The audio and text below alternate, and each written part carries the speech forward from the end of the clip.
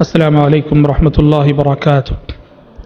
إن الحمد لله نحمده ونستعينه ونستغفره ونعوذ بالله من شرور أنفسنا ومن سيئات أعمالنا. من يهده الله فلا مضل له ومن يضلل فلا هادي له، وأشهد أن لا إله إلا الله وحده لا شريك له، وأشهد أن محمدا عبده ورسوله. يا أيها الذين آمنوا اتقوا الله حق تقاته ولا تموتن إلا وأنتم مسلمون. يا أيها الناس اتقوا ربكم الذي خلقكم من نفس واحدة وخلق منها زوجها وبث منهما رجالا كثيرا ونساء، واتقوا الله الذي تساءلون به والأرحام إن الله كان عليكم رقيبا. يا أيها الذين آمنوا اتقوا الله وقولوا قولا سديدا يصلح لكم أعمالكم ويغفر لكم ذنوبكم، ومن يطع الله ورسوله فقد فاز فوزا عظيما. أما بعد فإن خير الحديث كتاب الله، وخير الهدي هدي محمد صلى الله عليه وسلم، وشر الأمور محدثاتها، وكل محدثة بدعة، وكل بدعة ضلالة، وكل ضلالة في النار. أعوذ بالله السميع العليم من الشيطان الرجيم من همزه ونفخه ونفثه. بسم الله الرحمن الرحيم. إذا جاء نصر الله والفتح ورأيت الناس يدخلون في دين الله أفواجا فسبح بحمد ربك واستغفر إنه كان توابا. اللہ رب العزت کا بے انتہا شکر و احسان ہے، جس کی مدد، توفیق اور تائید سے دروس سیرت کا مبارک سلسلہ الحمدللہ ثم الحمدللہ کامیابی کے ساتھ اختتام پذیر ہونے کے قریب ہے. حضرات، ہم نبی کریم صلی اللہ علیہ وسلم کی مدنی زندگی کے حوالے سے گفتگو ہماری چل رہی تھی، باتیں ہم سن رہے تھے. کل کے درس میں بڑی تفصیل کے ساتھ صلح حدیبیہ پہ روشنی ڈالی گئی تھی اور بتایا گیا تھا کہ صلح حدیبیہ کو فتح مبین قرار دیا گیا. پیارے نبی کی زندگی کی سب سے بڑی فتح، پیارے نبی کی زندگی کی سب سے بڑی جیت، صلح حدیبیہ کو فتح مبین کیوں قرار دیا گیا، اس کی وجوہات وغیرہ پر بھی تفصیل کے ساتھ کل کے درس میں روشنی ڈالی گئی تھی. آج کا ہمارا موضوع، آج انشاءاللہ تعالی ہماری گفتگو دو موضوعات کے حوالے سے ہوگی. آج کا ہمارا پہلا موضوع ہے بادشاہوں کے نام، دعوت اسلام کے خطوط، اور دوسرا موضوع ہے فتح مکہ. کل جیسے کہ بتایا گیا تھا کہ صلح حدیبیہ فتح مبین اس لیے قرار پائی کہ صلح حدیبیہ کے بعد دعوت و تبلیغ کے راستے ہموار ہو گئے. دعوت و تبلیغ کے راستے میں جو رکاوٹیں تھیں وہ رکاوٹیں دور ہو گئیں. نبی کریم صلی اللہ علیہ وسلم نے صلح حدیبیہ کے بعد جو امن کا ماحول اور امن کی فضا قائم ہوئی، اس سے فائدہ اٹھاتے ہوئے نبی کریم صلی اللہ علیہ وسلم نے وقت کے حکمرانوں، وقت کے سارے بادشاہوں کو اسلام کی دعوت دیتے ہوئے خطوط لکھے. بہت سارے بادشاہوں کے نام سیرت کی کتابیں اگر آپ دیکھیں گے تو سیرت کی کتابوں میں کافی خطوط ملتے ہیں جو آپ وسلم نے لکھے. اور اس دور کے ایک جانے مانے محقق ڈاکٹر حمید اللہ صاحب جو پیرس کے رہنے والے تھے، انہوں نے تحقیق کر کے، ریسرچ کر کے نبی کریم صلی اللہ علیہ وسلم سے کے مختلف خطوط جو آپ نے اپنے دور کے مختلف بادشاہوں کو لکھے تھے، وہ سارے خطوط جو ہے انہوں نے جمع کیے ہیں. حضرات، پیارے نبی صلی اللہ علیہ وسلم نے اسلام کی دعوت دیتے ہوئے اپنے ہم اثر بادشاہوں کو، اپنے ہم اثر حکمرانوں کو خطوط لکھے، اور آپ کو بتایا گیا کہ بادشاہ وہی خط پڑھتے ہیں جس پر کہ مہر ہو.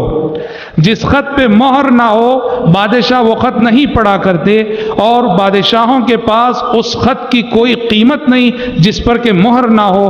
اس وقت پیارے نبی صلی اللہ علیہ وسلم نے اپنی انگوٹھی میں نبی کریم صلی اللہ علیہ وسلم نے مہر بنائی، اور جس میں محمد الرسول اللہ لکھا ہوا تھا.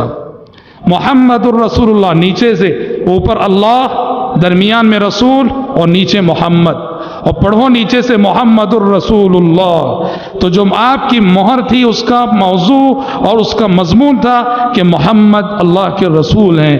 اس مہر کے ساتھ آپ صلی اللہ علیہ وسلم نے اپنے دور کے بہت سارے حکمرانوں کو جو عرب میں تھے، عرب سے باہر تھے، سب کو اسلام کی دعوت دیتے ہوئے خطوط لکھے، اور ان خطوط کا جو ریاکشن کہیے، رد عمل کہیے یا جواب الگ الگ انداز کا رہا۔ نجاشی کے نام آپ نے خط لکھا اور نجاشی کے پاس جو خط بھیجا صحابی رسول عمر بن امیہ الزمری رضی اللہ عنہ کو قاصد بنا کر بھیجا، اور مصر کے بادشاہ مقوقس کے پاس خط لکھا اور ان کے پاس دحیہ حاطب بن ابی بلتہ رضی اللہ عنہ کو قاصد بنا کر بھیجا۔ ایران کے بادشاہ کسریٰ کے پاس خط لکھا اور کسریٰ کے پاس عبداللہ بن حذافہ سہمی رضی اللہ عنہ کو قاصد بنا کر بھیجا، اور آخری ہرقل جو روم کا بادشاہ تھا دحیہ کلبی رضی اللہ عنہ کو قاصد بنا کر بھیجا، اور دعوت اسلام کا خط دحیہ کلبی نے اس تک پہنچایا۔ رد عمل کیا تھا؟ الگ الگ یہ جو 4 نام میں نے لیے، یہ 4 مثالیں ہیں کہ آپ صلی اللہ علیہ وسلم نے دعوت اسلام کے جو خطوط لکھے اس کا جواب آپ کو کیا ملا۔ 4 نمونے ہیں۔ پہلا نام میں نے نجاشی کا لیا، اور نجاشی یہ وہ بادشاہ ہے، ہم آپ کو بتا دیں وہ نجاشی اور ہیں جن کا تذکرہ عہد مکی میں ہم نے کیا تھا، وہ تو اسی وقت مسلمان ہو گئے تھے جعفر بن ابی طالب رضی اللہ عنہ کی تقریر سن کر، تلاوت سن کر۔ محققین کے قول کے مطابق یہ نجاشی جن کے نام پیارے نبی نے دعوت اسلام کا خط لکھا یہ اور ہیں۔ یہ نجاشی بھی اپنے سابقہ پیش رو کی طرح پیارے نبی کی دعوت جب پہنچی، آپ کا خط پڑھنے کے بعد مشرف باسلام ہو گئے اور پیارے نبی کے پاس جواب لکھا جس میں سمع و طاعت کو قبول کرنے کا اعلان تھا۔ تو دیکھیے، ایک رویہ یہ تھا کہ بعض بادشاہوں نے اسلام قبول کیا، دوسرا رویہ جو ہمیں مصر کے بادشاہ مقوقس کی شکل میں نظر آتا ہے۔ مقوقس کو جب آپ صلی اللہ علیہ وسلم کا خط پہنچا، خط پڑھا، اس نے اسلام تو قبول نہیں کیا پر آپ کے خط کی عزت کی، اور جو قاصد جو صحابی حاطب بن ابی بلتہ رضی اللہ عنہ خط لے کر گئے تھے ان کی عزت کی، اور عزت کرنے کے ساتھ ساتھ مقوقس نے پیارے نبی کی خدمت میں ہدیہ بھیجا، ماریا قبطیہ اور سیرین نام کی 2 لونڈیاں، اور اسی طرح سے ایک خچر انہوں نے مصر کے بادشاہ نے پیارے نبی کی خدمت میں ہدیہ بھیجا۔ حسن سلوک کیا، عزت کی، احترام کیا، یہ اور بات ہے کہ اسلام قبول نہیں کیا۔ تیسرا بادشاہ، تیسرا نمونہ، اور یہ ہے ایران کا بادشاہ کسریٰ۔ سب سے زیادہ بدتمیزی ایران کے بادشاہ کسریٰ نے کی، اور اس نے نعوذ باللہ نبی کریم صلی اللہ علیہ وسلم کا خط جب پڑھا گیا، آپ کے خط کو اس نے پھاڑ ڈالا، اور جب پیارے نبی کو اطلاع ملی کہ اس نے آپ کے خط کی توہین کی اور آپ کے خط کو پھاڑا ہے، تو پیارے نبی نے دعا کی کہ جس طرح اس نے میرے خط کو پھاڑا ہے اللہ اس کی سلطنت کو پھاڑ کے رکھ دے اور منتشر کر کے رکھ دے۔ زیادہ دن نہیں گزرے کہ اس کا اپنا بیٹا کسریٰ کا اس نے اپنے باپ کا قتل کر دیا، جس نے نبی کے خط کو پھاڑا تھا، نبی کے شان میں گستاخی کی، اپنے بیٹے کے ہاتھ سے مارا گیا۔ اور یاد رکھنا، نبی کی شان میں، پیغمبر کی شان میں کسی بھی طرح کی گستاخی کرنے کا انجام آخرت میں جو ہوتا ہے، لیکن نبی کی شان میں کسی بھی طرح کی گستاخی کا انجام یا ایسا جرم ہے کہ آخرت سے پہلے اس کی سزا دنیا میں مل کے رہتی ہے۔ بخاری کی وہ حدیث آپ نے سن رکھی ہے، ایک یہودی تھا جو اسلام لایا، مسلمان ہوا، پیارے نبی کے بہت قریب ہو گیا، کاتبین وحی میں اس کا شمار ہوا، آسمان سے آنے والی وحی لکھا کرتا تھا، اور بعد میں مرتد ہو گیا، اور مرتد ہو کے نبی کو تکلیف دیتا تھا، جھوٹی باتیں کہتا تھا کہ میں نے اپنی جانب سے قرآن مجید میں ایکسٹرا فٹنگ کر دی ہے، وحی الہی میں بہت کچھ میں نے ملا دیا ہے۔ پیارے نبی بہت رنجیدہ ہوتے، بہت غمزدہ ہوتے۔ آپ جانتے ہیں کہ اس شخص کا انتقال عین جوانی میں ہو گیا، یہودیوں نے اس کو دفن کیا، شام دفن کیا، صبح دیکھا کہ اس کی لاش زمین کے اوپر پڑی ہوئی ہے۔ یہودیوں نے کہا یہ تو محمد کے ساتھیوں نے اس کو قبر سے اکھیڑ کے جو ہے زمین پہ ڈالا ہے۔ دوسرے دن ذرا گہری زمین کھودی اور اس کو دفن کیا، صبح دیکھا تو پھر سے اس کی لاش زمین کے اوپر پڑی ہے۔ یہودیوں نے پھر وہی الزام دیا کہ محمد کے ساتھیوں نے ایسا کیا ہے۔ تیسرے دن کافی گہری قبر کھودی اور اس کو دفن کیا، اور تیسری صبح انہوں نے دیکھا پھر اس کی لاش زمین پر پڑی ہے۔ تب انہیں یقین ہو گیا، چپ رہ گئے کہ یہ اللہ کی مار ہے۔ تو اللہ کے نبی کی شان میں گستاخی یہ اتنا بڑا جرم ہے کہ یہ گستاخی کرنے والا آخرت سے پہلے دنیا میں اس کا انجام دیکھ کر رہے گا۔ کسریٰ نے نبی کے خط کو پھاڑا اور اللہ تعالیٰ نے اس کی سلطنت کا خاتمہ خود اس کے اپنے بیٹے کے ہاتھوں کر کے رکھ دیا۔ چوتھا نمونہ حضرات ہرقل کا، قیصر روم کا بادشاہ ہرقل، اور یہ اس میں ذرا تفصیل ہے اور یہ بڑا دلچسپ واقعہ ہے جو صحیح بخاری میں بڑی تفصیل سے آیا ہوا ہے۔ ہرقل ایک ماہر نجومی تھا۔ نجومی کسے بولتے ہیں؟ ستاروں کو دیکھ کے جو ہے جو مستقبل بتاتے ہیں۔ ہرقل بہت ماہر نجومی تھا۔ ہم آپ کو بتا دیں جیسے جادو ایک علم ہے، ویسے ہی علم نجوم بھی ایک علم ہے۔ جس طرح جادو کا سیکھنا سکھانا حرام ہے، علم نجوم کا سیکھنا سکھانا بھی حرام ہے، کفر قرار دیا پیارے نبی نے۔ ہاں نشیمن پیپر آتا ہے، لوگ پہلے کھول کے دیکھتے ہیں ستاروں کے کھیل، ہمارے بنگلور سے نکلتا ہے ستاروں کے کھیل۔ اس میں کیا ہوتا ہے؟ ہر ہفتے کی قسمت دی ہوئی ہوتی ستاروں کی روشنی میں۔ اگر آپ کا نام الف سے شروع ہوتا ہے تو یہ ہفتے آپ کے ساتھ ایسا ایسا ہونے والا ہے۔ اگر آپ کا نام با سے شروع ہونے والا ہے، یہ ہفتے ستارے کہہ رہے ہیں کہ آپ کے ساتھ ایسا ایسا ہونے والا۔ نعوذ باللہ، کفر قرار دیا شریعت نے۔ بہرحال ایک علم ہے، آزمائش ہے دنیا، امتحان ہے دنیا، سیکھنا سکھانا حرام ہے۔ ہرقل جو کہ کرسچن تھا، یہ ماہر نجومی تھا۔ ایک دن کیا ہوا، ہرقل کو ابھی کچھ میسج پہنچا نہیں پیارے نبی کی جانب سے۔ ایک دن صبح کے وقت دربار میں ہرقل جب آ کے بیٹھا، بہت ٹینشن میں نظر آ رہا تھا، بہت ٹینشن میں۔ سارے درباریوں نے محسوس کیا اور سارے درباریوں نے بادشاہ سے پوچھا کہ بادشاہ سلامت، کیا بات ہے کہ آج اتنے ٹینشن میں نظر آ رہے ہیں؟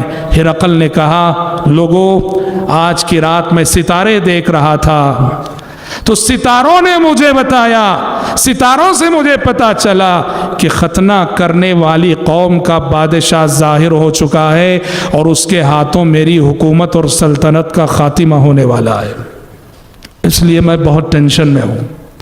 درباریوں نے کہا کہ بادشاہ سلامت، ہمارے علم کے مطابق اس روئے زمین پر ایک ہی قوم ختنہ کرتی ہے، وہ یہودی، لہٰذا اس خطرے کو ٹالنے کی شکل یہ ہے کہ آپ کی مملکت میں جتنے یہودی ہیں حکم دیجئے کہ سارے یہودی قتل کر دیے جائیں۔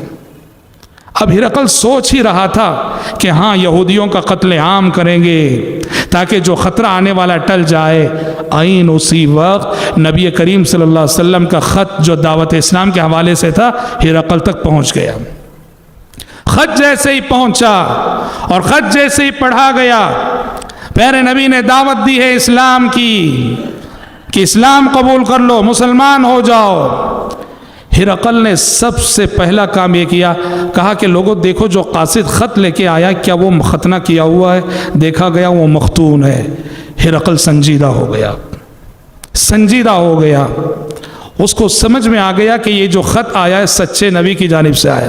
اس نے اپنے درباریوں سے کہا، لوگوں تلاش کرو کوئی ایسا آدمی، ایسا شخص جو اس نبی کے بارے میں مجھے زیادہ اور تفصیلات دے سکے۔ ہوا یہ کہ اسی وقت ابو سفیان کا قافلہ، ابو سفیان اس وقت تک مسلمان نہیں ہوئے تھے رضی اللہ عنہ، اس وقت کافر تھے وہ اور نبی کے دشمن تھے وہ۔ ابو سفیان تجارت کے سلسلے میں، بزنس کے سلسلے میں شام گئے ہوئے تھے اور ہرقل کے درباریوں نے ابو سفیان اور ان کے پورے قافلے کو لے جا کر ہرقل کے دربار میں سامنے کھڑا کر دیا۔ ہرقل نے پورے لوگوں میں پوچھا کہ تم سب میں اس نبی سے سب سے زیادہ قریبی تعلق کون رکھتا ہے؟ لوگوں نے کہا ابو سفیان۔ ہرقل نے ابو سفیان کو بلایا، کہا میرے سامنے کھڑو، اور ابو سفیان کے ساتھ جو اور لوگ تھے کفار اور مشرکین، ان سے ہرقل نے کہا تم سب پیچھے کھڑو. اور ابو ہرقل بہت ہوشیار تھا، قومیں پیغمبروں کے ساتھ کیا سلوک کرتی جانتا تھا. اس نے ابو سفیان کے ساتھیوں سے کہا ابھی میں ابو سفیان سے کچھ سوالات کرتا ہوں، اگر کسی سوال کے جواب میں ابو سفیان جھوٹ بولیں تم لوگ پیچھے سے اشارہ کر دینا کہ جھوٹ بول رہے ہیں. ابو سفیان کہتے ہیں اب تو میرے سامنے سچ بولنے کے سوا کوئی راستہ نہیں رہا، کوئی چارہ نہیں رہا. اگر میں کوئی جھوٹ بولوں اور پیچھے سے میرا کوئی ساتھی اشارہ کر دے. ٹرانسلیٹر کے ذریعے گفتگو ہو رہی تھی، ترجمان کے ذریعے گفتگو ہو رہی تھی. ہرقل نے چند سوالات کیے. واللہ وہ بادشاہ تھا لیکن اس کے سوالات سے پتہ چلتا ہے کہ بہت علم رکھتا تھا. وہ سنن الہیہ کا گہرا علم رکھتا تھا، وہ اللہ کے قوانین کا گہرا علم رکھتا. اس کے سوالات، ہرقل نے اس وقت جو سوالات کیے یہ کسی بھی نبی کی نبوت کو جانچنے کا ایک پیمانہ ہے. اللہ اکبر، بڑے سچے سوالات کیے اس نے. ابو سفیان سے پوچھا کیف نسبہ فیکم، کہا کہ بتاؤ یہ جو نبی تمہارے درمیان آئے حسب و نسب کے اعتبار سے کیسے ہیں. ابو سفیان نے کہا هو ذو نسب فینا، کہا کہ وہ تو بڑے حسب و نسب والے ہیں، اونچے خاندان میں سے آئے. ہرقل نے پوچھا کون لوگ ان پہ ایمان لا رہے ہیں، معاشرے کے بڑے بڑے لوگ یا معاشرے کے کمزور لوگ. ابو سفیان نے کہا زیادہ تر معاشرے کے کمزور لوگ ایمان لا رہے ہیں. ہرقل نے کہا اس نبی کے ماننے والے دن بدن بڑھ رہے ہیں یا کم ہو رہے ہیں. ابو سفیان نے کہا بڑھ رہے ہیں. ہرقل نے پوچھا اس نبی پر ایمان لانے کے بعد کوئی مرتد بھی ہو رہا ہے. ابو سفیان نے کہا آج تو کوئی مرتد نہیں ہوا ہے. ہرقل نے پوچھا اس نے کبھی تم نے اس کے ساتھ جو زندگی گزاری کبھی تم نے اس کے ساتھ جھوٹ سنا، جھوٹ کا تجربہ کیا کہ کبھی اس نے تم سے گفتگو میں بات چیت میں معاملات میں جھوٹ کہا ہو. ابو سفیان نے کہا کہ بالکل نہیں، سچ بولنے کے سوا کوئی چارہ نہیں، کیونکہ اگر جھوٹ بولے پیچھے سے اشارہ ہو جائے گا. سمجھ رہے؟ صاف بولتے جا رہے. ہرقل نے پوچھا کس چیز کا حکم دیتا ہے یہ پیغمبر. ابو سفیان نے کہا یہ پیغمبر حکم دیتا ہے کہ ایک اللہ کی عبادت کریں، شرک نہ کریں، نماز قائم کریں، صلہ رحمی کریں وغیرہ وغیرہ. بعد میں ہرقل نے ابو سفیان کو جواب دیتے ہوئے کہا، ٹرانسلیٹر کے ذریعے گفتگو ہو رہی ہے کہ کہہ دو ابو سفیان سے کہ میں نے پوچھا کہ نسب کیسا ہے، تم نے کہا کہ بہت ہی اونچے نسب والے ہیں یہ. ابو سفیان کو بتا دو انبیاء دنیا میں ہمیشہ اونچے خاندان اور اونچے حسب و نسب والے خاندانوں ہی میں آئے ہیں. میں نے تم سے پوچھا کہ سوسائٹی کے کمزور لوگ اس کی پیروی کر رہے ہیں یا مالدار لوگ، تم نے کہا کہ کمزور لوگ. کہا کہ اللہ کا قانون ہمیشہ سے یہی رہا ہے، اس دنیا میں جب بھی انبیاء اور رسول آئیں سب سے پہلے انبیاء اور رسول کی دعوت کو قبول کرنے والے سوسائٹی اور سماج کے کمزور اور غریب ہی رہا کیے ہیں. میں نے پوچھا کہ ان میں سے کوئی اسلام میں داخل ہونے کے بعد مرتد ہو رہا ہے، واپس جا رہا ہے، تم نے کہا کہ نہیں. ابو سفیان کذالک الایمان اذا خالطت بشاشته القلوب، ایمان کی حلاوت، ایمان کی مٹھاس، ایمان کی چاشنی ایسی ہی ہوتی ہے کہ جب وہ ایک مرتبہ دل میں داخل ہو جاتی ہے تو دنیا کی کوئی طاقت اس ایمان کی چاشنی کو پھر دل سے نکال نہیں سکتی. پھر کہا ابو سفیان میں نے پوچھا کہ تم نے کبھی معاملات میں اس نبی کی زبانی جھوٹ کا تجربہ کیا ہے. تم نے کہا کہ کبھی نہیں. جو شخص دنیاوی معاملات میں کبھی جھوٹ نہ بولتا ہو اللہ کے معاملے میں کیوں جھوٹ بولے گا. ساری گفتگو کو سارے باتوں کا جواب دینے کے بعد ہرقل نے کہا کہ ان کان ما تقوله حقا فسيملك موضع قدمي هاتين. کہا کہ ابو سفیان ابھی تم نے اس نبی کے بارے میں جو باتیں کہی ہیں اگر وہ باتیں سچی ہوں تو پھر وہ دن دور نہیں کہ وہ پیغمبر اس جگہ کا بھی مالک ہوگا جس جگہ کے میں اس وقت کھڑا ہوا ہوں. اس کے بعد حکم دیا گیا، وہ دربار سے نکال دیے گئے. ابو سفیان کہتے ہیں ہم دربار سے باہر آئے اور باہر آ کے حیران رہ گئے. ہم نے کہا کہ محمد صلی اللہ علیہ وسلم کا معاملہ کتنا اتنا بڑھ چکا ہے کہ روم کا بادشاہ ہرقل بھی آپ سے ڈرنے لگا ہے، اور ہرقل کے دل میں بات آ چکی تھی کہ آپ سچے نبی ہیں، سچے رسول ہیں۔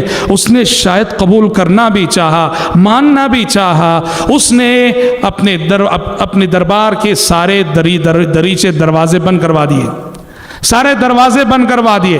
بند کروانے کے بعد اپنے درباریوں سے، اپنے مذہبی رہنماؤں سے، اپنے مذہبی عالموں سے ان کی رائے جاننی چاہیے۔ وہ چاہ رہا تھا کہ سب کے ساتھ اسلام قبول کریں گے، لیکن جیسے ہی ہرقل نے اپنا میلان ظاہر کیا، رجحان ظاہر کیا نبی کریم صلی اللہ علیہ وسلم کی طرف، پورے دربار میں ایک ہنگامہ مچ گیا، ایک ہنگامہ مچ گیا۔ سارے پوپ، سارے پادری ہرقل کے خلاف ایک بغاوت پر امڑ آئے۔ تو اس نے دیکھا کہ میری کرسی خطرے میں ہے، حکومت خطرے میں ہے، کرسی بچانے کے لیے حق کو قبول کرنے سے باز رہ گیا۔ یاد رکھنا، دنیا میں قبول حق کے راستے میں ایک بہت بڑی رکاوٹ کرسی بھی ہے۔ کرسی کا نشہ بہت خطرناک ہے۔ کرسی، عہدہ، منصب، یہ قبول حق کے راستے میں بہت بڑی رکاوٹ ہے۔ جب اس نے یہ بغاوت دیکھی تو یہ کہہ کے جو ہے سب کو خاموش کر دیا، نہیں، میں تو ایسے ہی آزما رہا تھا کہ کہیں تم ان کی باتوں میں تو نہیں آ گئے، میں تو بس تمہیں ایسے ہی آزما رہا تھا، ایسے کہہ کے خاموش رہ گیا۔ حضرات، یہ مختلف ریاکشن تھے، رد عمل تھے جو آپ صلی اللہ علیہ وسلم نے خطوط لکھے۔ یہاں میں فی الجملہ 2-3 باتیں کہنا چاہوں گا۔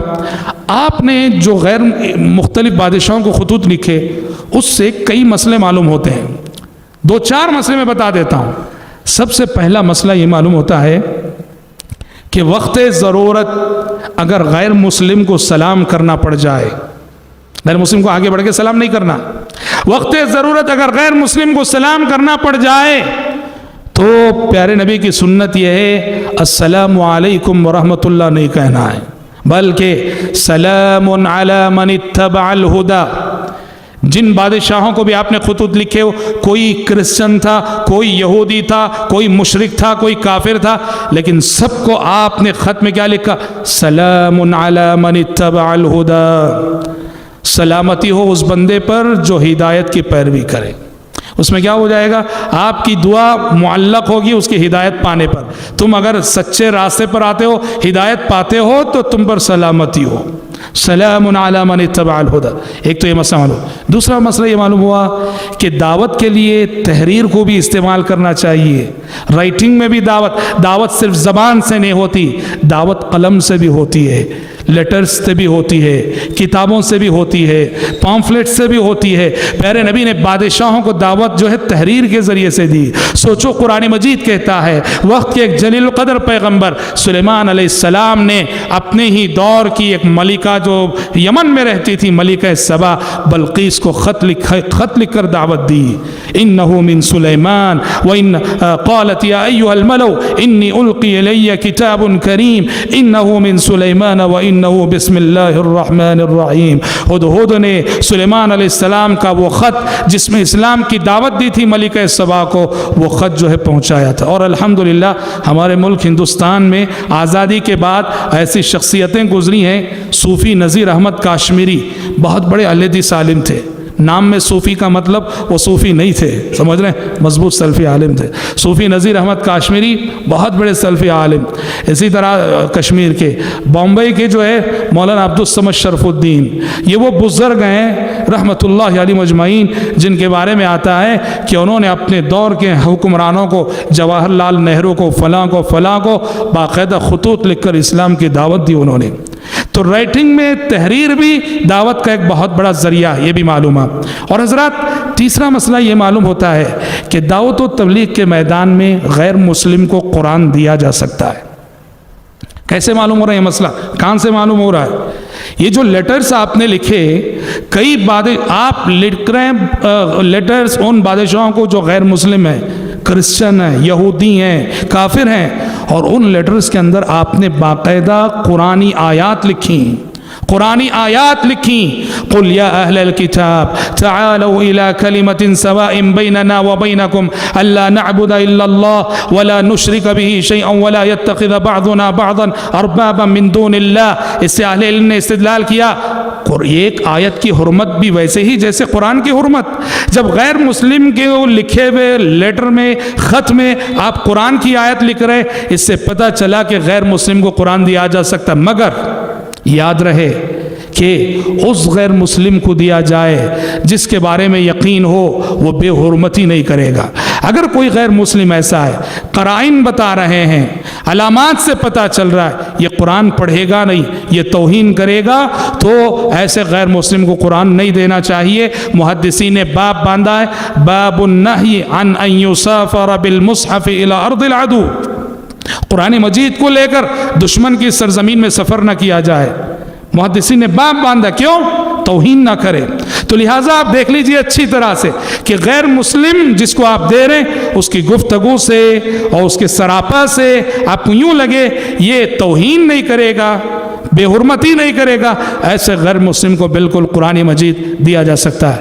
چوتھا مسئلہ یہ معلوم ہوتا ہے جو آپ سے نے لیٹرز لکھے دعوت دی اس میں کہ جب غیر مسلم سے بات ہوتی ہے، کسی کو تبلیغ کرنا ہو، صاف صاف دعوت دینا چاہیے، اسلام قبول کر لو، صاف کہنا چاہیے اسلام قبول کر لو۔ آپ نے ہر خط میں آپ کا جملہ کیا تھا؟ ہر بادشاہ کو اسلم تسلم، اسلام قبول کر لو سلامتی مل جائے گی، اسلام قبول کر لو امن مل جائے گا۔ صاف صاف۔ میں کیوں کہہ رہا ہوں یہ بات؟ ہمارے پاس داعی ایسے ہیں جن کے دعوت کا انداز ایسا ہے، وہ غیر مسلم کو اسلام کی طرف بلاتے نہیں ہیں، وہ بس اسلام کا تعارف کراتے ہیں، انٹروڈکشن کراتے ہیں، اسلام یہ ہے، اسلام یہ ہے، اسلام یہ ہے، اسلام یہ کہتا ہے، اسلام یہ کہتا ہے، اسلام کی یہ تعلیمات ہیں۔ آپ جب تک یہ نہیں بولیں گے آپ آ جائیے، یہ بہت ضروری ہے، یہ بہت ضروری ہے۔ جیسے مثال دی جاتی ہے، آپ کے پڑوس میں شادی ہے، آپ کا پڑوسی آتا ہے، کہتا ہے میرے گھر شادی ہے، فلاں تاریخ کو ہے، فلاں شادی محل میں ہے، فلاں گلی میں ہے، لڑکا فلاں جگہ کا ہے، فلاں فلاں فلاں، مگر آپ کو بلاتا نہیں، آؤ نہیں بولتا۔ جائیں گے آپ؟ بالکل نہیں جائیں گے آپ۔ کیوں؟ اس نے صرف تعارف کروایا، خبر دی ہے، بلایا نہیں اس نے، آؤ نہیں کہا۔ آؤ کہے بغیر اگر آپ کا ضمیر گوارا نہیں کرے گا کہ آپ جائیں۔ ویسے ہی غیر مسلم کو اسلام کا تعارف کراؤ، کرانے کے ساتھ ساتھ صاف الفاظ میں کہنا چاہیے سلامتی چاہتے ہو، جنت چاہتے ہو، آخرت کی کامیابی چاہتے ہو تو تمہیں اسلام قبول کرنا پڑے گا۔ اسلم تسلم، سارے بادشاہوں سے آپ وسلم کا خود۔ یہ میرا لیے 2-4 مسئلے تھے جو بادشاہوں کے نام جو خطوط آپ وسلم نے لکھے، اس حوالے سے میں نے عرض کیے ہیں، اور اگر تفصیل میں جائیں تو اور باتیں اس میں ہو سکتی ہیں حضرات۔ دوسرا موضوع آج کا ہمارا فتح مکہ۔ حضرات فتح مکہ جیسا کہ آپ جانتے ہیں عہد نبوت کا ایک بہت بڑا واقعہ، وہ مکہ جہاں سے نبی کریم صلی اللہ علیہ وسلم ایک وقت بڑی بے بسی کے عالم میں نکالے گئے تھے، بے کسی کے عالم میں نکالے گئے تھے۔ اللہ اکبر۔ اللہ تعالیٰ نے آپ کو صرف اور صرف 8 سال کی مدت میں اسی شہر مکہ میں فاتحانہ شان سے داخلہ نصیب فرمایا، فاتحانہ شان سے داخلہ نصیب فرمایا۔ فتح مکہ کی تفصیلات کچھ ایسی ہیں کہ فتح مکہ کا آغاز کیسے ہوا۔ کل جیسے ہم نے صلح حدیبیہ کے حوالے سے ایک بات بتائی تھی، صلح حدیبیہ میں ایک شرط یہ طے پائی تھی کہ جو قبیلہ مسلمانوں کا دوست بننا چاہے بن سکتا ہے، اور جو قبیلہ مشرکین مکہ کا دوست بننا چاہے بن سکتا ہے۔ اس شرط کے مطابق ایک قبیلہ تھا بنو خزاعہ، وہ مسلمانوں کی دوستی اس نے اپنا لی، اور ایک قبیلہ تھا بنو بکر، وہ مشرکین مکہ کی دوستی اس نے اپنا لی۔ اس کو عربی زبان میں حلف کہتے ہیں، حلیف بن گیا۔ ہوا یہ کہ ایک مرتبہ بنو بکر نے بنو خزاعہ پہ حملہ کر دیا۔ بنو بکر جو مشرکین مکہ کا دوست قبیلہ ہے، اس نے بنو خزاعہ پہ حملہ کر دیا، اور بنو خزاعہ کی دوستی مسلمانوں کے ساتھ تھی۔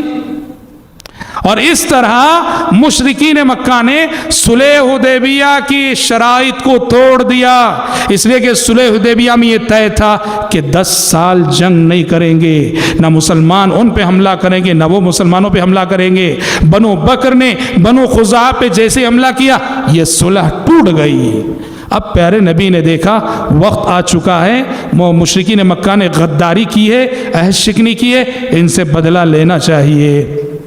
ادھر مشرکین مکہ نے وہ صلح توڑ تو دی، عہد شکنی کر دی، نادم ہو گئے، پشیمان ہو گئے۔ میٹنگ کی فوراً ابو سفیان کو فوراً مدینہ بھیجا کہ جاؤ کسی طرح سے محمد کو سمجھا کے آ جاؤ، منوا کے آ جاؤ۔ ابو سفیان ابھی اس وقت مسلمان نہیں ہوئے تھے، وہ اس وقت تک بھی وہ کافروں کے سردار ہیں، مدینہ آئے، پیارے نبی سے ملے، مل کر انہوں نے معذرت چاہی، جو غلطی ہو گئی درگزر کر دینا، پیارے نبی خاموش رہے۔ ابو بکر کے پاس گئے، ابو بکر سے معذرت چاہی، کہا کہ محمد سے کہہ دینا کہ غلطی ہو گئی، معذرت چاہی۔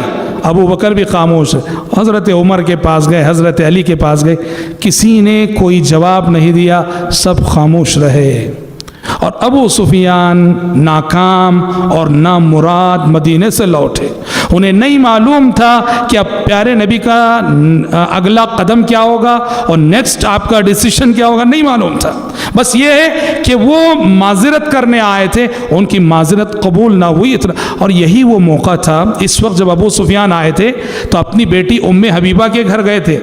ابو سفیان کی بیٹی ام المومنین ہے، اور جا کے پیارے نبی کے بستر پہ بیٹھنا چاہا تو ام حبیبہ آگے بڑھی، اور آگے بڑھ کر انہوں نے بستر کو لپیٹ دیا، سمیٹ دیا۔ ابو سفیان دیکھتے رہ گئے، بیٹی کیا کر رہی ہے؟ ابو سفیان نے کہا بیٹا کیا بات ہے، تم نے بستر کو لپیٹ کیوں دیا، بستر کو سمیٹ کیوں دیا؟ بستر کو میرے لائق نہیں سمجھا ہے یا مجھے اس بستر کے لائق نہیں سمجھا ہے؟ ام حبیبہ نے کہا کہ ابا جان یہ اللہ کے نبی کا بستر ہے اور آپ اللہ کے نبی کے دشمن ہیں، اللہ کے نبی کے دشمن رہتے ہوئے نبی کے بستر پہ نہیں بیٹھ سکتے آپ۔ ابو سفیان نے کہا لقد اصابکی بعدی شر یا بنتی، ہاں اگر اردو زبان میں بولیں بہت بدل گئی ہو بیٹی، بہت بدل گئی ہو، اتنا کہہ کے خاموش رہ گئے۔ قرآن مجید نے کہا لا تجد قوما یؤمنون باللہ والیوم الآخر یوادون من حاد اللہ ورسولہ ولو كانوا آباءهم او ابناءهم او اخوانهم او عشیرتهم اولئک کتب فی قلوبهم الایمان، کہ جو ایمان والے ہیں وہ اللہ اور اس کے رسول کے دشمنوں سے کبھی محبت نہیں کرتے، بھلے سے وہ ان کا باپ کیوں نہ ہو، بیٹا کیوں نہ ہو، رشتہ دار کیوں نہ ہو، خاندان والا کیوں نہ ہو۔ اولئک کتب فی قلوبہم الایمان، اللہ نے ان کے دلوں میں ایمان راسخ کر دیا۔ حضرات اب پیارے نبی خفیہ طور پر مکے پر حملہ کرنے کی تیاری کر رہے ہیں۔ مکے میں تیاری ہو رہی ہے، مدینے میں تیاری ہو رہی ہے کہ مکے پہ حملہ کرنا ہے، اور ایسے حملہ کرنا ہے رازداری کے ساتھ کہ مشرکین کو خبر نہ ہونے پائے۔ صحابہ تیاری کر رہے ہیں، سارے مدینے میں مکے پہ حملے کی تیاری ہو رہی ہے۔ ہوا یہ کہ عین اس تیاری کے موقع پر صحابی رسول حاطب بن ابی بلتہ رضی اللہ عنہ نے مشرکین کے نام یہ خط لکھ دیا، جس میں یہ خبر دے رہے تھے کہ نبی کریم صلی اللہ علیہ وسلم پر نبی کریم صلی اللہ علیہ وسلم فوج لے کے آ رہے ہیں تم پر حملہ کرنے کے لیے، ہوشیار ہو جاؤ۔ یہ خط انہوں نے ایک عورت کے حوالے کیا اور اسے مکہ روانہ کر دیا۔ رازداری کا موقع ہے، رازداری سے تیاری ہو رہی ہے، اور یہاں حاطب بن ابی بلتہ رضی اللہ عنہ سے یہ حرکت ہو گئی۔ آسمان سے وحی آ گئی، وحی الہی نے پیارے نبی کو بتا دیا۔ پیارے نبی نے فوراً علی، زبیر، مقداد بن اسود رضی اللہ عنہم اجمعین تینوں صحابہ کو بلایا، بلا کے کہا ابھی جاؤ، فوراً جاؤ، روضہ خاخ نامی مقام پہ ایک عورت جا رہی ہو، اس کو پکڑو، اور اس عورت کے پاس ایک لیٹر ہے، اس کو نکال کے لاؤ۔ علی رضی اللہ عنہ کہتے ہیں ہم تینوں دوڑے گئے، اور جیسے پیارے نبی نے فرمایا روضہ خاخ نامی مقام پہ ایک عورت جا رہی تھی، ہم نے پکڑا، اس کو پوچھا کہ خط کہاں ہے، نکالو۔ اس نے کہا کہ نہیں ہے میرے پاس کوئی خط، بالکل نہیں ہے۔ حضرت علی نے دھمکی دی، کہا کہ سلامتی چاہتی ہو تم خود نکال کے دے دو، ورنہ ہم پوری جو ہے تلاشی لیں گے اس نے دیکھا کہ بچنے کا کوئی راستہ نہیں، اپنی چوٹی کے بالوں میں چھپا رکھا تھا اس نے خط کو، وہاں سے نکال کے دیا۔ تینوں صحابہ خط لے کر آئے، پیارے نبی نے خط پڑھا۔ کیا ہے مضمون؟ حاطب بن ابی بلتع کی جانب سے مشرکین مکہ کے نام کہ نبی کریم صلی اللہ علیہ وسلم تم پر حملہ کرنے والے ہیں، ہوشیار۔ پیارے نبی نے حاطب کو بلایا رضی اللہ عنہ وارضہ، بلا کے کہا کہ حاطب کیا بات ہے، کیا بات ہے؟ یہاں غور کرنے کی بات ہے، اگر آج کی اصطلاح میں اگر ہم کہیں تو حضرت حاطب رضی اللہ عنہ سے جو حرکت ہوئی، جنگی راز افشا ہو رہا تھا، جنگی راز افشا کر رہے تھے وہ۔ اور آج کوئی بھی ملک، کوئی بھی عدالت، کوئی بھی قانون اس کو بہت بڑا جرم سمجھتی ہے، لیکن قربان جائیے محمد عربی صلی اللہ علیہ وسلم کی قیادت، آپ کی کمانڈنگ، آپ کی عمارت۔ پیارے نبی نے کہا حاطب کیا بات ہے؟ حاطب رضی اللہ عنہ نے کہا اے اللہ کے نبی سچ کہتا ہوں، نہ میں مرتد ہوا ہوں نہ میں منافق ہوا ہوں، اے اللہ کے نبی سچ سچ بتاتا ہوں یہ حرکت میں مجھ سے کیوں ہو گئی؟ کہا کہ دیکھیے مکے میں ہم حملہ کرنے والے ہیں، مکے میں میرے بچے ہیں، میرے رشتہ دار ہیں، وہاں انہیں کوئی بچانے والا نہیں ہے، ہمارے جو دوسرے ساتھی ہیں صحابہ ہیں ان کے رشتہ دار ہیں تو ان کو بچانے والے بھی ہیں وہاں، لیکن میرے بچوں کو وہاں کوئی بچانے والا نہیں ہے۔ میں نے چاہا کہ یہ اطلاع دے کر مکے والوں پہ ایک احسان کر دوں تاکہ وہ اس احسان کے بدلے جب ہم حملہ کریں میرے رشتہ داروں کو، میرے بچوں کی حفاظت کر لیں۔ اللہ کے نبی بس یہی ریزن تھا۔ عمر بن خطاب رضی اللہ عنہ آئے، آگے کہا دعنی اضرب عنق هذا المنافق، اے اللہ کے نبی اجازت دیجئے میں اس منافق کی گردن مار دوں گا۔ پیارے نبی صلی اللہ علیہ وسلم نے عمر بن خطاب رضی اللہ عنہ کو نصیحت کرتے ہوئے کہا کہ عمر تم حاطب کی گردن مارنا چاہتے ہو؟ کہا کہ تمہیں نہیں معلوم کہ حاطب کا شمار میرے بدری صحابہ میں ہوتا ہے، اور میرے بدری صحابہ سے بدر کی فتح کے بعد اللہ نے آسمان سے جھانک کے کہا تھا کہ اے میرے نبی کے بدری ساتھیوں، آج کے بعد باقی زندگی میں جو کرنا ہے کر گزرو، میں نے تمہارے حق میں بخشش لکھ دی ہے، جنت لکھ دی ہے۔ حضرات نہ غصہ کیا آپ نے، نہ ڈانٹا آپ نے، پیارے نبی نے ان کا عذر سنا۔ کسی بھی کام، ایک تو معلوم ہوا پہلی بات انسان بشر ہے، بشر ہے، انسان سے غلطی ہو جاتی ہے، اور ہو سکتا ہے کہ بڑوں سے کبھی کبھی بڑی غلطی ہو جائے، ہو سکتا ہے، بشر ہے۔ لیکن یاد رکھو پیارے نبی نے بہت بڑا سبق دیا۔ کیا سبق؟ کسی بھی انسان سے غلطی ہو جائے تو اس کی سابقہ خوبیوں کو سامنے رکھ کر اس غلطی کے ساتھ معاملہ کرو۔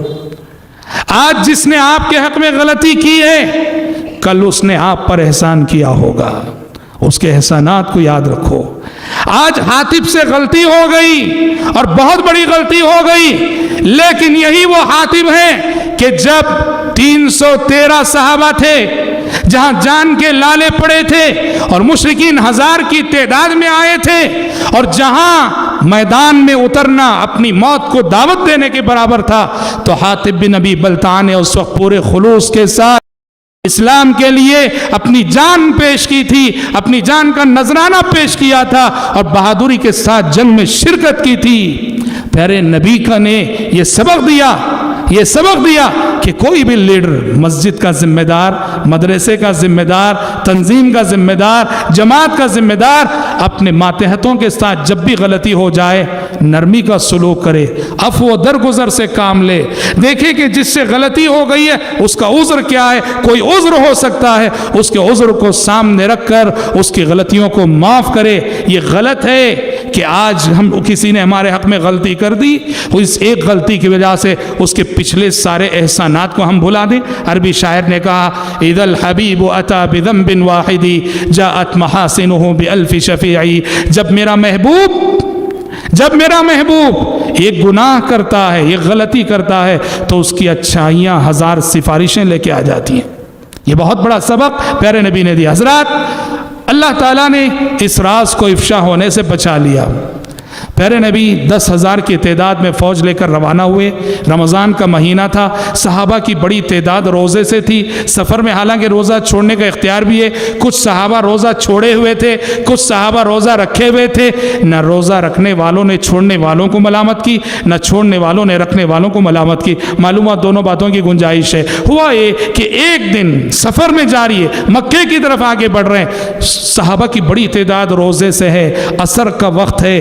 مسلسل دھوپ میں چلتے ہوئے روزہ صحابہ کے لیے ناقابل برداشت ہو گیا.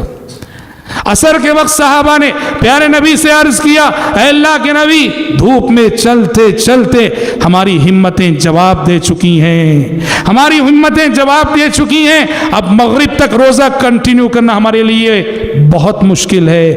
یہ سن کر پیارے نبی نے صلوات اللہ وسلام علیہ سواری پہ بیٹھے ہوئے تھے, پانی منگوایا اور سب کو دکھا کر آپ نے پانی پی کر روزہ توڑ دیا, روزہ ختم کر دیا. اور آپ کو دیکھ کر سارے صاحب, ہمارے یہاں لوگوں میں ایک عام تصور ہے 12 بجے سے پہلے توڑ لینا, اگر توڑنا ہے تو 12 بج گئے تو پھر توڑ ہی نہیں سکتے. یہ جاہلانہ تصور ہے, جاہلانہ تصور ہے. اگر معقول ریزن ہے آپ کے پاس, ڈاکٹر کہتا ہے عصر کے بعد اس وقت انجیکشن لینا ضروری ہے, نہیں لوگے تو تمہاری جان کو خطرہ ہے, کچھ بھی, یہاں آپ روزہ توڑ سکتے ہیں. معقول عذر کے لیے آپ کبھی بھی روزہ توڑ سکتے ہیں. عصر بعد روزہ توڑا, سارے صحابہ نے روزہ توڑ دیا, سب روزہ توڑ دیے. اور آپ کو پتا چلا کہ چند صحابہ ایسے ہیں جنہوں نے اپنا روزہ توڑا نہیں ہے, وہ مغرب تک اپنا روزہ کنٹینیو کر رہے ہیں. تو اس وقت پیارے نبی نے کہا, اولئک العصاة, اولئک العصاة, اولئک العصاة, یہ میرے نافرمان ہیں, یہ میرے نافرمان ہیں, یہ میرے نافرمان. حضرات, سوچنے کی بات ہے, کون سی نافرمانی کر رہے تھے؟ کوئی غلط کام کر رہے تھے؟ وہ تو روزہ کنٹینیو کر رہے تھے. لیکن جہاں محمد عربی صلی اللہ علیہ وسلم روزہ توڑ دیں, کسے کیا حق پہنچتا ہے کہ وہ اپنا روزہ جاری رکھے؟ اسی لیے یاد رکھنا, عبادت کے کاموں میں, اطاعت کے کاموں میں, بندگی کے کاموں میں, نیکی کے کاموں میں اس حد پہ رک جاؤ جس حد پہ محمد عربی صلی اللہ علیہ وسلم رک گئے. محمد عربی صلی اللہ علیہ وسلم کی بتائی ہوئی حد سے آگے بڑھنے کی کوشش نہ کرو, کیونکہ نہ آپ, نہ ہم, نہ قیامت تک آنے والا کوئی ولی, کوئی بزرگ محمد صلی اللہ علیہ وسلم سے بڑھ کر نہ اللہ سے ڈر سکتا ہے, نہ اللہ کی عبادت کر سکتا ہے. تو پتہ چلا کہ جہاں محمد عربی صلی اللہ علیہ وسلم اپنا روزہ ختم کر دیں, کسی کو کیا حق پہنچتا ہے کہ وہ اپنا روزہ جاری رکھے؟ حضرات, پیارے نبی 10,000 کی تعداد میں صحابہ کی فوج کو لے کر مکے کی سمت آگے بڑھتے رہے. مکے والوں کو اس وقت خبر ہوئی جب پیارے نبی بہت مکے کے قریب پہنچ چکے تھے. وہ کچھ نہیں کر سکتے تھے. 10,000 کی تعداد میں فوج آئی ہے, کچھ نہیں کر سکتے تھے. اور پیارے نبی بلا مقابلہ فاتحانہ شان سے مکے میں داخل ہوئے. کوئی اپوزیشن نہیں ہے, اور جن کو اپوزیشن بننا تھا اللہ نے ان کے دلوں میں رعب ڈال دیا اور سب اپنے گھروں میں دبے بیٹھے ہیں. اللہ اکبر. پیارے نبی فاتحانہ شان سے مکے میں داخل ہوئے. اور یاد رکھنا, انسانی تاریخ بتاتی ہے دنیا کا کوئی بھی بادشاہ, دنیا کا کوئی بھی حکمران, وہ ماضی ہی میں نہیں, آج بھی امریکہ نے جن جن بستیوں پہ, جن جن شہروں پہ حملہ کیا دیکھ لو.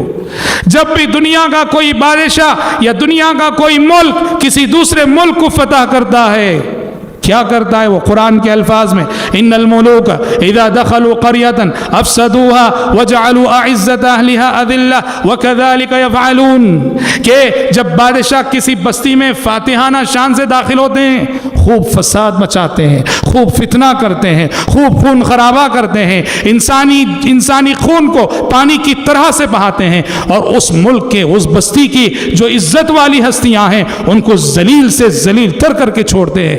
دنیا کی ہر فتح ایسے ہی, دنیا کی ہر فتح ایسے ہی. دنیا کا ہر ملک اور ہر حکمران جب کسی ملک کو فتح کرتا ہے, خون خرابہ کیے بغیر فتح نہیں ہوتی. انسانی خون کی ندیاں بہائے بغیر کوئی فتح نہیں ہوتی. ماؤں کو بیوہ کیے بغیر کوئی فتح نہیں ہوتی. بچوں کو یتیم کیے بغیر کوئی فتح نہیں ہوتی. اور عزت والوں کو ذلیل کیے بغیر کوئی فتح نہیں ہوتی. پوری انسانی تاریخ میں یہ اکیلی فتح ہے محمد عربی صلی اللہ علیہ وسلم کی. ایک مثالی فتح. غور کرو, ایک بادشاہ کی فتح میں اور ایک پیغمبر کی فتح میں کتنا زمین آسمان کا فرق ہوتا ہے. बादशाह मुल्क में दाखिल होता है, इतराते हुए, तकब्बुर करते हुए, गुरूर के साथ दाखिल होता है। और मोहम्मद अरबी सल्लल्लाहु अलैहि वसल्लम दाखिल हो रहे थे, आजिज़ी इनकिसारी का ये आलम। इब्ने इसहाक की रिवायत है कि प्यारे नबी अपनी सवारी पे बैठे हुए थे, इन्ना फतहना लका फतहम मुबीना पड़े हुए और अपना सर झुकाए हुए आजिज़ी से, और इतना सर झुका था कि आपकी दाढ़ी के बाल आपकी सवारी और आपकी ऊँटनी की पीठ से लग रहे थे। इस आजिज़ी के साथ आप सल्लल्लाहु अलैहि वसल्लम दाखिल हुए। और सुभान अल्लाह, लोग जब दाखिल होते हैं, हुक्मरान दाखिल होने के बाद खून खराबा करते हैं, लेकिन प्यारे नबी ने क्या किया? मक्के में दाखिल हो रहे, एक सहाबी ने ऐलान किया, अल यौम यौमुल मलहमा। एक सहाबी ने ऐलान कर दिया, आज तो खून खराबे का दिन है, आज हम खून बहा कर रहेंगे काफिरों का। प्यारे नबी ने उनकी सहाबी का जवाब देते हुए कहा, अल यौम यौमुल मरहमा, कहा कि आज खून खराबे का दिन नहीं, आज रहमो करम का दिन है। आज खून की नदियां नहीं बहेंगी, आज रहमो करम की बारिशें होंगी। और हजरात, मक्के में दाखिल होने के बाद प्यारे नबी ने अमन आम का ऐलान कर दिया। आपने कहा कि लोगों, जो अपने घर में बैठा रहे, अपने घर का दरवाजा बंद कर ले, उसे अमन है। जो खाने काबा में दाखिल हो जाए, उसे अमन है। और हजरात, बादशाह क्या करते हैं? किसी भी मुल्क में दाखिल होते, वहाँ के इज्जत वाले शहरियों को जलील करते हैं। प्यारे नबी ने इज्जत वाले शहरियों को और इज्जत देते हुए कहा कि जो अबू सुफियान के घर में दाखिल हो जाए, उसे भी अमन है। अल्लाह अकबर, गौर करो कितनी बड़ी बात है। एक तरफ आप ये फरमा रहे हैं, जो खाना काबा में दाखिल हो जाए उसे अमन है, और एक तरफ आप ये फरमा रहे हैं, जो अबू सुफियान के घर में दाखिल हो जाए उसे। कौन अबू सुफियान?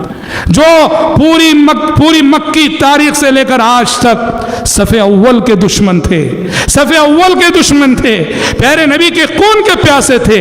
प्यारे नबी ने कितना बड़ा एजाज़ अता किया। अबू सुफियान खुद रज़ी अल्लाह अन्हु अर्ज़ा इतना मुतासिर हुए आपके इस करीमाना सुलूक से, आपके इस करीमाना अखलाक से, उन्हें एहसास हुआ कि मैंने नबी को कितना सताया और आप मेरी कितनी इज्जत कर रहे हैं। अबू सुफियान रज़ी अल्लाह अन्हु उस दिन मुशर्रफ ब इस्लाम हो गए, उस दिन मुशर्रफ व इस्लाम हो गए। और हजरात, प्यारे नबी फातिहाना शान से मस्जिद हराम तक पहुँचे, खाने काबा तक पहुँचे। सारे काफिर, सारे मुशरिक आपके सामने लाके खड़ा किए गए। सारे काफिर आपके सामने खड़े हैं और रहमो करम की भीख मांग रहे हैं नबी से। कौन है ये सामने खड़े होने वाले? ये वो लोग हैं जो मक्के की 13 साला जिंदगी में नबी और नबी के सहाबा के खून के प्यासे रहे। उनकी नींदें हराम की इन्होंने, प्यारे नबी को सताने में कोई कसर नहीं छोड़ी इन्होंने, प्यारे नबी को तकलीफ देने में कोई कसर नहीं छोड़ी इन्होंने। इन खड़े रहने वालों में आपको गाली देने वाला भी था, इन खड़े रहने वालों में आप पर ऊंट की ओझड़ी डालने वाले भी थे, इन खड़े रहने वालों में आप पर लानतें करने वाले भी थे। अल्लाह अकबर। प्यारे नबी ने इन सब से पूछा, क्या समझते हो आज मैं तुम्हारे साथ क्या मामला करने वाला हूँ? सब ने एक ज़बान हो के जवाब दिया, खैरन नरजू, खैरन नरजू, आपसे तो हमें खैर ही की उम्मीद है। अल्लाह अकबर। अखलाक इसको कहते हैं, और इन्हीं अखलाक से प्यारे नबी ने दुनिया को फतह किया। दुश्मन भी आपसे खैर की उम्मीद रख रहा है। जिस दुश्मन ने आपको सताया है और बहुत सताया है, जब वो आपकी चुंगल में गिरफ्तार हो रहा है तो खुद को महफूज समझ रहा है और कह रहा है कि मोहम्मद, आपके चुंगल में गिरफ्तार होकर मैं खुद को महफूज और मामून समझ रहा हूँ। खैरन नरजू।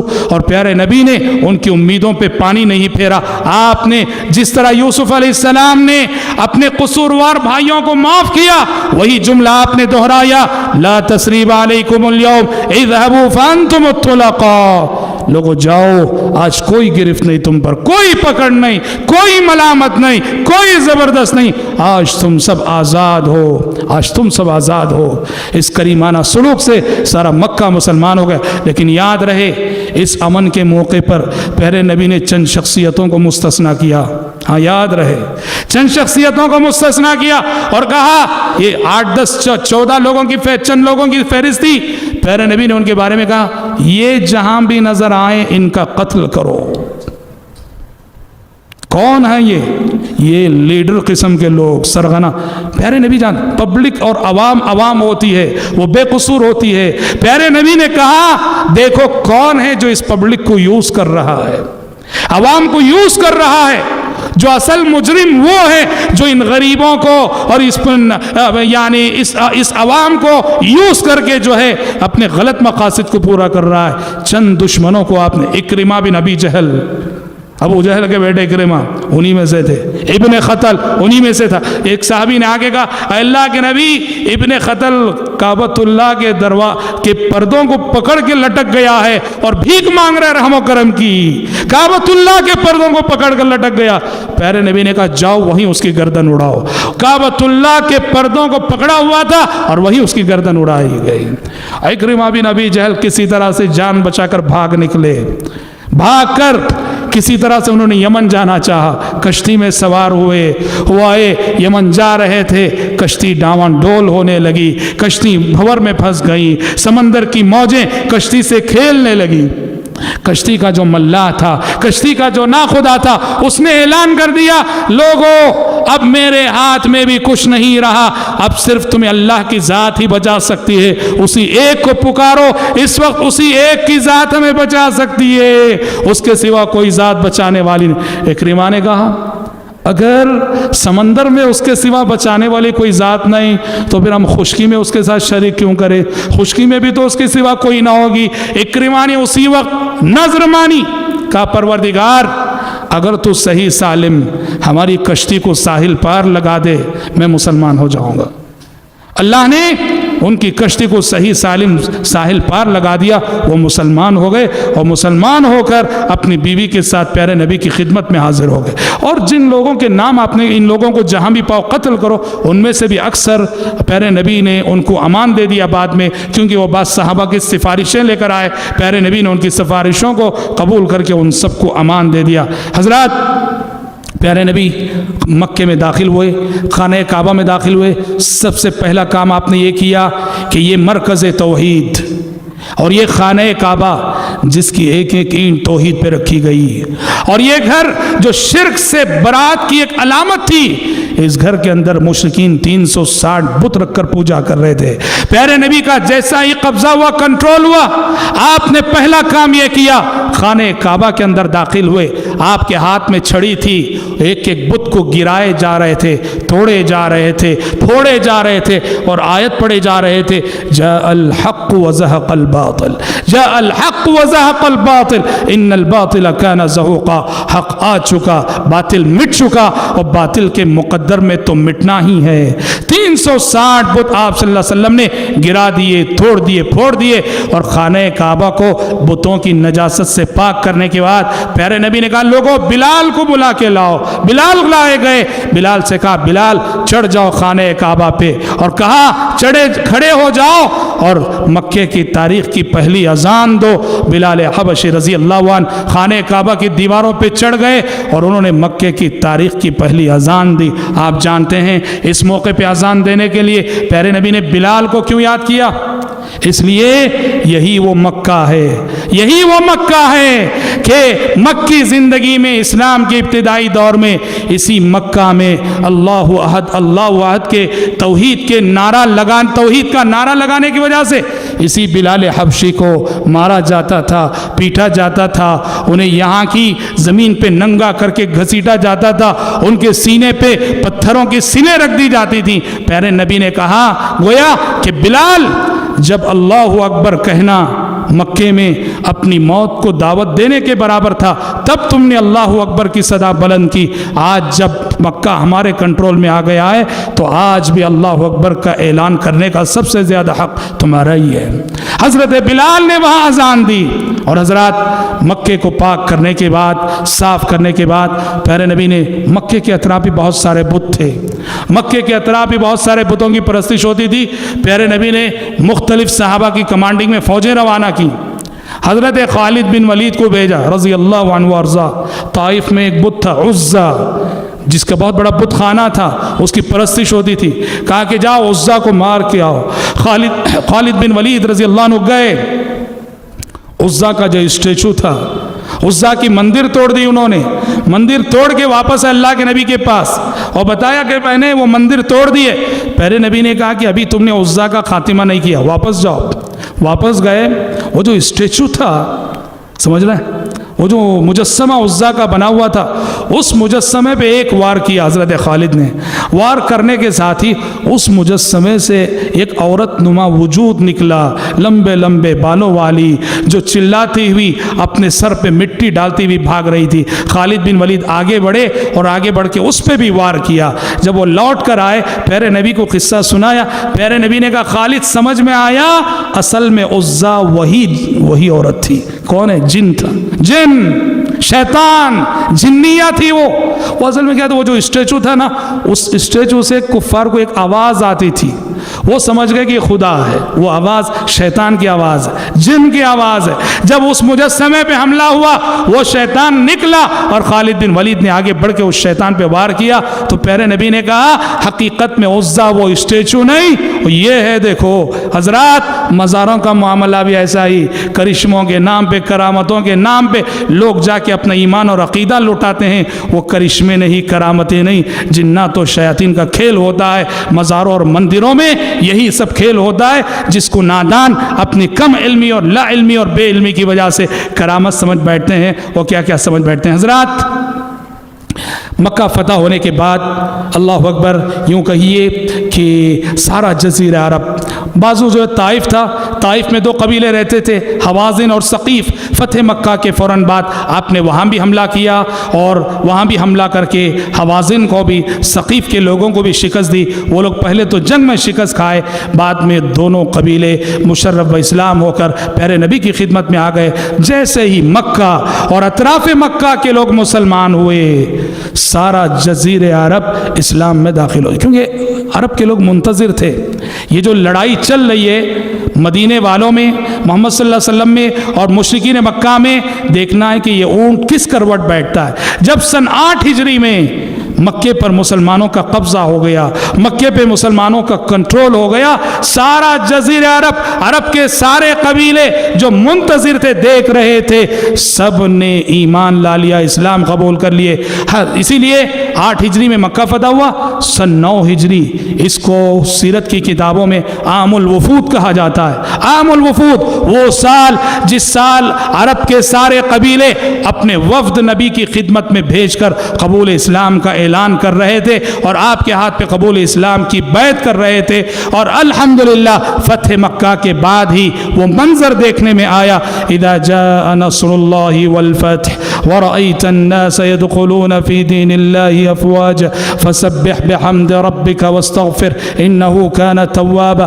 اے پیغمبر، جب اللہ کی مدد آ جائے، فتح و کامرانی آ جائے، لوگوں کو دیکھیں آپ اسلام میں فوج در فوج داخل ہو رہے ہیں، تو شکر گزاری میں اللہ کی تسبیح اور اللہ کی پاکی بیان کیجئے اور ساتھ ساتھ استغفار کیجئے، استغفار کیجئے، انہو کان توابا، وہ بہت توبہ قبول کرنے والا ہے۔ حضرات، اس صورت میں صاف اشارہ تھا کہ لوگوں کے فوج در فوج اسلام میں داخل ہونے کے بعد اور جزیرہ عرب کے اسلام کے زیر سایہ آنے کے بعد، جس مقصد اور جس مشن کے لیے پیارے نبی دنیا میں بھیجے گئے تھے، اب وہ مشن تقریباً مکمل ہو چکا ہے، وہ مقصد اب تقریباً پورا ہو چکا ہے، اور پورا ہونے کا مطلب یہ ہے کہ نبی سے دنیا کی واپسی کا وقت بھی قریب آ چکا ہے، دنیا سے نبی کا سفر آخرت بھی قریب آ چکا ہے۔ صاف طور پر سورۃ النصر میں اشارہ دے دیا گیا، اور بعد کی جو زندگی ہے، فتح مکہ کے بعد کی زندگی، عام الوفود کے بعد کی زندگی، وہ یوں کہیے آپ صلی اللہ علیہ وسلم سفر آخرت کی تیاری میں آپ نے گزاری۔ یہ تیاریاں آپ نے کیسے کی اور کیا کیا کی، انشاءاللہ اس موضوع پر کل ہم روشنی ڈالیں گے انشاءاللہ، جو ہمارے اس مبارک سلسلے کی آخری کڑی، آخری محاضرہ اور آخری لیکچر ہوگا، جس میں ہم نبی کریم صلی اللہ علیہ وسلم کے حج اور آپ صلی اللہ علیہ وسلم کی وفات سے متعلق تفصیل سے روشنی ڈالیں گے۔ آج اسی پر اکتفا کرتے ہوئے دعا کرتے ہیں کہ رب العالمین ہم سب کو، آپ سب کو اس بات کی توفیق عطا فرمائے کہ ہم اپنی عملی زندگیوں کو سیرت رسول کے سانچے میں ڈھال سکے۔ اللہم آمین، وآخر دعوانا ان الحمد للہ رب العالمین۔